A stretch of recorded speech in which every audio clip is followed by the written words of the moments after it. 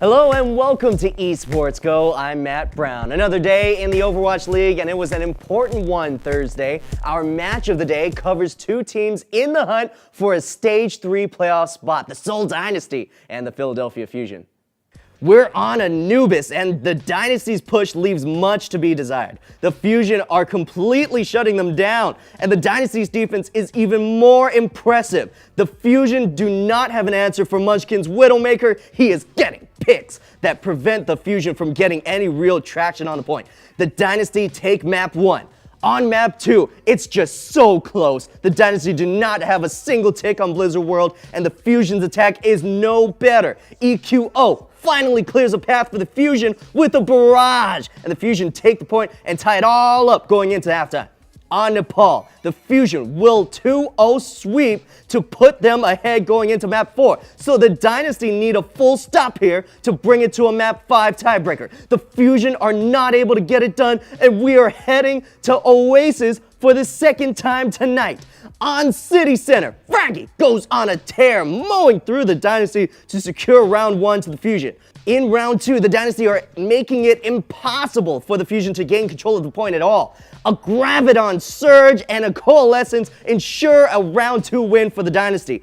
In overtime on round 3, the Fusion are trying to stall out the point for reinforcements to arrive. Fleta is going off on McCree though. He gets kills on both of the Fusion's tanks for a map 5 win. The Dynasty bring it back and take the 3-2 win over the Fusion.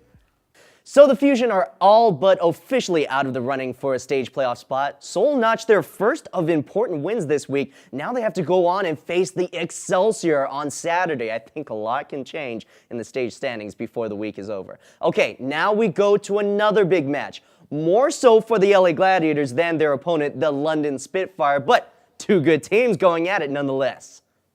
On Volskaya, the Gladiators are playing like madmen. Surefour landing nearly every shot on the Spitfire. Not to be outdone, Fisher is also getting some insane Primal Rage plays in to secure the map 1 win.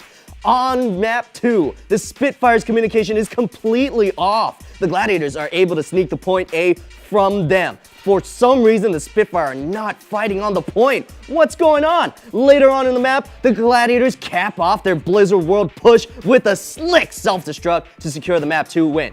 After halftime, the Spitfire take map 3, and now on map 4, Surefour continues to go off and get some key kills to push the payload forward. The Gladiators do not finish the map, opening it up for the Spitfire to counter and try to force a map 5. After a long fight on the point, the Spitfire get it done and force a tiebreaker. Are you ready? On Oasis, round 1 is back and forth, but Hydration is doing work on Sombra. His hacks secure the round 1 win. Garden is brought to a 99-99 duel. In the end, the Spitfire come out on top and force a third and final round. Fisher comes out swinging as Reinhardt. He does not pin anyone, but he gets his ultimate down. He is juggled in the air, but he survives, and his distraction sets up the Gladiators to hold on to the point. A few moments later, the Spitfire make a desperate attempt on the point and fail. The Gladiators break the curse of the map 5 tiebreaker and win on Oasis. Final score for the night, Gladiators 3, Spitfire 2. Wow, the Gladiators survive in a knockdown, drag-out match, a big win for them to keep their place in the race. And we go to now the team who came into the day with an actual spot in the stage playoffs. The San Francisco Shock had a tall order to fend off the New York Excelsior. On Anubis, the XL's defense is impenetrable. The support player Jonex, who switches to Mei to keep the Shock from the point, they hold the line for nearly 7 minutes. The Shock's defense is even stronger though. They prevent this XL from earning a single tick on map 1, and they take it. On Ombani, the XL's defensive tactics continue, and they stop the Shock from getting any traction on their payload push. They will take map 2. It's all tied up after halftime. Map 3 will go to a third round in a 99-99 finish. Libero sets up the XL for a victory with a barrage that clears out a majority of the Shock members. Zone X will clear the rest of the point for a map 3 win. The Shock are in a must-win situation now on Jokertown. They quickly push the payload to the last meter, but their EMP does not gain as much value as it should. The XL clear the San Francisco team out and keep them from finishing the map. The XL's push is solid, and they only run one support on this map. Wow. Zone X is on the Bastion. He goes into tank form and clears the way for his team. The XL are able to push the payload to the end for the map 4 win, and the final score for the day, XL 3, Shock 1. Okay, so now the XL have firm control of a playoff spot in Stage 3. The San Francisco Shock are in the cluster of teams in the running. To be exact, 4 teams are 4 and 3, all vying for that new 4th spot in the Stage 3 playoffs. Should get so interesting. All right, now it's time to highlight our hero of the day. It's Surefour of the LA Gladiators. One of the best Widowmakers in the league. He was sure to secure the win for his teams with magnificent shots from long range. Gosh, it's a treat to watch. All right, stick around. We have Alex Mad Magical Wilding coming up after the break.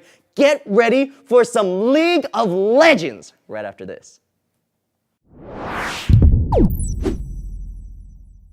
Hey there, welcome back to The Go. The mid-season Invitational is just around the corner, with only China remaining on who will be sending to face off in the first international tournament for League of Legends this year.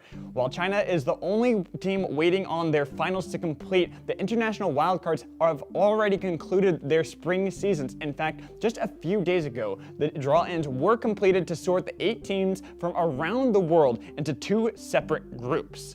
Group A teams are Rainbow 7, the team out of Latin America North, formerly known as Lion Gaming, and the undisputed lords of the LLN for their 9th split in a row.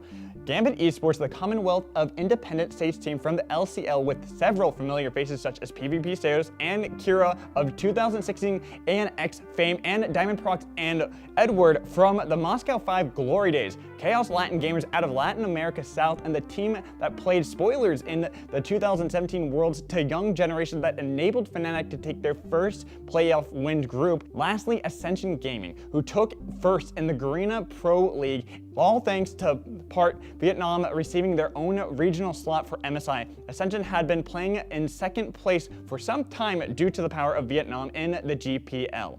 As for Group B, the teams consist of Kaboom Esports, hailing from Brazil after having been relegated in 2017, only to now find themselves on the international stage for the first time since their org won their upset against Alliance back in 2014. Supermassive Esports from Turkey for their 3rd consecutive representation of the region at MSI, and the Dire Wolves of the Oceanic Pro League to find their 3rd straight international tournament as the top team from the OPL. And don't forget about, finally, Pentagram, formerly Rampage, coming from Japan, despite the fact that they had received an automatic forfeit at the beginning of the split as punishment for not properly releasing residency cards for their players when they rebranded.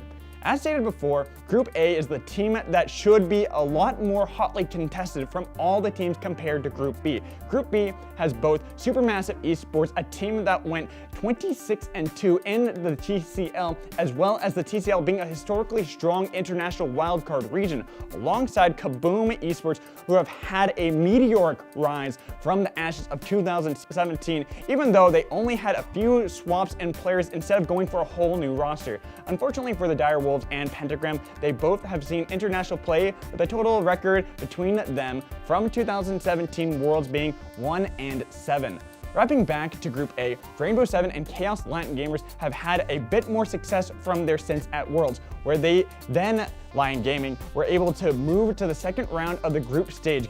Gambit is a team that might be a bit hyped up once again this year for the wildcard teams, but they're still one to be wary of. Even though they've had a star-studded roster of pros from the beginning of LCS, they had a disastrous time at Worlds 2017, not winning a single game. Lastly, Ascension Gaming has never had an international stage like this since the Thai team were always playing second fiddle to Gigabyte Marines and Vietnam. Despite dominating the GPL, it might be hard to pinpoint them without a reference point like Vietnam to work off of.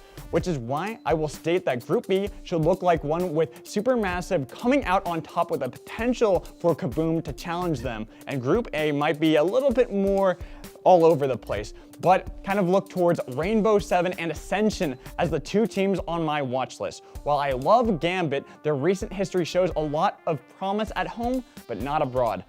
That is all I have for the MSI news today. Coming back up after the break, we'll have Matt back to preview the Overwatch League matches happening later today.